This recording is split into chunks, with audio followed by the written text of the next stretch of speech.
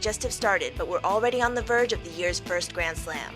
The top stars in tennis have made their way to Melbourne with a mission: to break the stranglehold that Novak Djokovic and Victoria Azarenka have had on the Australian Open the last 2 years, but it may be harder than you'd think.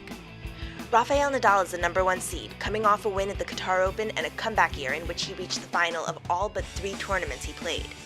He skipped the trip down under last year, but after just barely losing the title in 2012, you can bet he's got redemption on his mind. He'll meet Sydney finalist Bernard Tomic in his opener, though, and is slated for a rematch against Doha runner-up Gael Monfils in the 3rd round, so it won't be an easy first week. In fact, this entire half is brutal. Rafa could face off against 2009 US Open champion Juan Martín del Potro in the quarters. 4-time Aussie winner Roger Federer is on track to meet Andy Murray, the most recent inductee into this club, for a spot in the semis. Even Leighton Hewitt lurks as a spoiler. The only active Grand Slam winner not in this section? You guessed it, Novak Djokovic. The 2nd seed is the only one in his half who's even played in more than one Grand Slam final. That's not to say it'll be a cakewalk for the Serb. Stanislaw Wawrinka, who pushed him to 2 long 5-setters in 2013, will be out for revenge if they meet again in the quarters.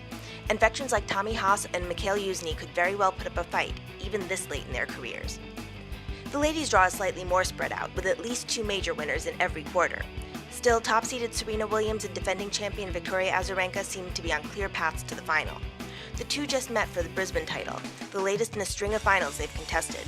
But if Vika's going to add trophy number 3 to her mantle, she's going to have to turn up her game. Despite some nice attempts in New York, she's never beaten Serena at a slam. That, of course, assumes they'll both make the final. Na Li is coming off a title run in Shenzhen and did take a set off Serena in the Istanbul final last fall. She's also played for the trophy here twice and might just be ready to go one better. And 2008 champ Maria Sharapova, who skipped most of the last 6 months with injury, made a run to the Brisbane semis on her return. She opens against Sydney Cinderella Bethany Mattek-Sands, though, so she'll be challenged from day 1.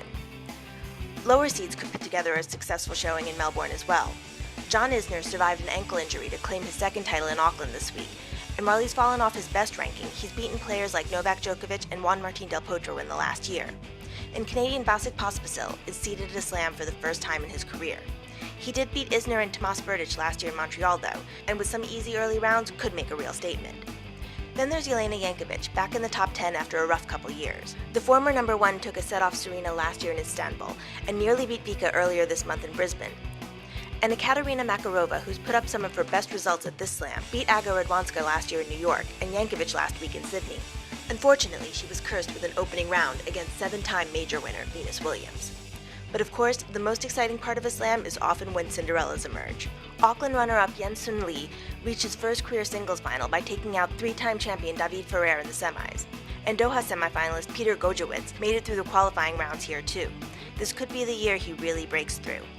On the ladies' side, a slew of tough first-round pairings could do quite a number on the seeds, and that might allow for more than a few underdogs to sneak through the draws. Longtime spoiler Svetlana Poronkova is coming off her first career title in Sydney, having beaten 3 top 10 players to get it. And qualifier Arina Camelia Begu has struggled a bit in recent months, but if winning a few matches in a row gave her any confidence, she might be ready to launch a comeback.